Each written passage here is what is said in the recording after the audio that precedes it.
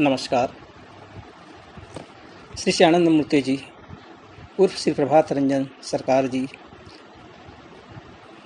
द्वारा प्रदत्त नवीन दर्शन बुद्धि की मुक्ति नव्य मानवतावाद ह्यूमनिज्म प्रश्नोत्तर के माध्यम से अगली कड़ी में के रूप में प्रस्तुत है।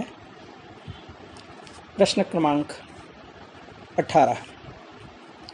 भौम भाव प्रवणता अर्थात जियो सेंटिमेंट से अन्य कौन कौन सी भाव प्रवणताएं जन्म लेती हैं?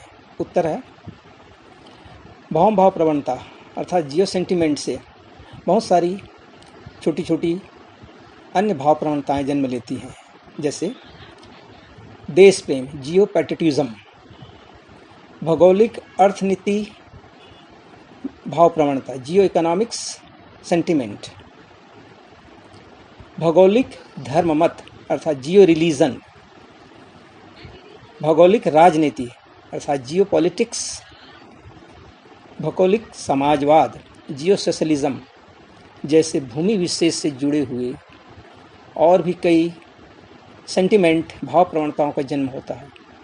इसी मेंटलिटी से मानसिकता से फासिज्म, उपनिवेशवाद, पूंजीवाद, अल्पसंख्यकों का शासन जिसे ओलिगार्ची कहते हैं और नौकरशाही या ब्यूरोक्रेसी सामने आई है।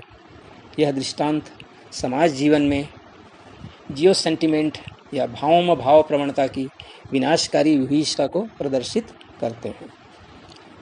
प्रश्न क्रमांक 19। फासिज्म क्या है? उत्तर एक तानाशाह के नेतृत्व की सर्वशक्तिमान सरकार जो बलपूर्वक विरोध और आलोचनाओं को कुचल दे, जो सभी उद्योग जगत और व्यापार को अपनी तर्ज पर काम करने को मजबूर कर दे और एक आक्रामक राष्ट्रवाद का समर्थन करे। अतीत में इसका उदाहरण है जर्मनी का हिटलर। प्रश्न क्रमांक 20। उपनिवेशवाद कोलोनियलिज्म क्या है? उत्तर है किसी समृद्ध और शक्तिशाली राष्ट्र द्वारा अपने विभिन्न हितों को साधने के लिए किसी निर्बल किंतु प्राकृतिक संसाधनों से परिपूर्ण राष्ट्र के संसाधनों का बलपूर्वक उपभोग करना। 15वीं शताब्दी से 20वीं शताब्दी तक का काल उपनिवेशवाद का रहा है। इस काल में यूरोप के लोगों ने विश्व के विभिन्न भागों में उपनिवेश अर्थात कॉलोनी बनाए। इसके पीछे कारण था व्यापारिक हित साधना और धर्म प्रचार करना। अमेरिका, ऑस्ट्रेलिया, न्यूजीलैंड जिनकी जलवायु यूरोपियन के लिए अनुकूल थी, यूरोपियन इन देशों में जाकर स्थानीय आबादी का संहार कर अपना कब्जा जमा लिया, उनके देश को अपना स्वदेश घोषित कर दिया और बची हुई स्थानीय जनता को अलग थलग पर पड़े हुए इलाकों में धकेल दिया। एक दूसरे प्रकार का उपनिवेशवाद जहाँ की आबो हवा यूरोपियन के अनुकूल नहीं थी, जैसे भारत और नाइजीरिया, वहाँ पर यूरोपियन ने कब्जा कर थोड़ी संख्या में बसे और उस देश का आर्थिक शोषण करने लगे। प्रश्न क्रमांक 21। अल्पसंख्यकों का शासन क्या है? अल्पसंख्यकों का शासन जिसे ओलिगार्की भी कहते हैं। ओलिगार्की एक राजनीतिक व्यवस्था है जिसमें शासन तंत्र कुछ ही अभिजात्य एवं धनी लोगों के हाथ में केंद्रित रहती है। इसे गणाधीन भी कहते हैं।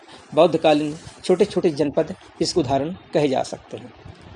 प्रश्न क्रमांक 22। अर्थनैतिक क्षेत्र में भाव भाव प्रवणता जियो सेंटिमेंट का प्रभाव कैसे होता है? उत्तर यदि किसी क्षेत्र में कच्चा माल नहीं है तो भी उससे संबंधित कारखाना खोलना। उदाहरण स्वरूप हमारे देश में कई ऐसे पावर प्लांट हैं जहां कोयला बाहर से मंगवाया जाता है। इससे उत्पादन की लागत मूल्य बढ़ जाती है।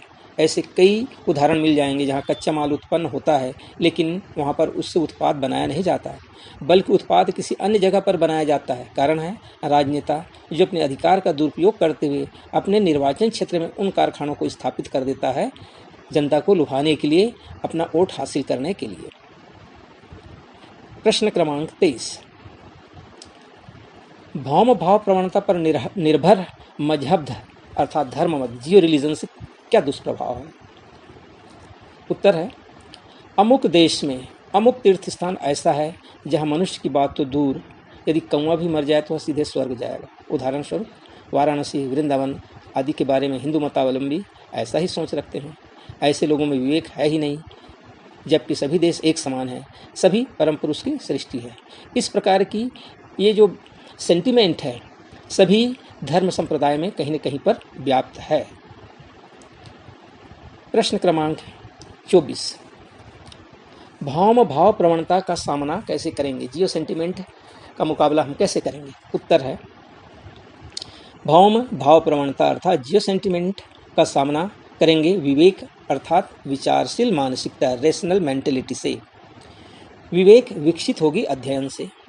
अधिक से अधिक विषयों का अध्ययन करना होगा, और जो लोग पढ़ना नहीं जानते वे दूसरों के मुंह से सुनकर इस भौम भाव प्रवणता या जियो सेंटिमेंट के विरुद्ध संघर्ष करेंगे। जो लोग बुद्धिमान हैं उनका कर्तव्य है कि अन्य लोगों को इसके बारे में समझाएं।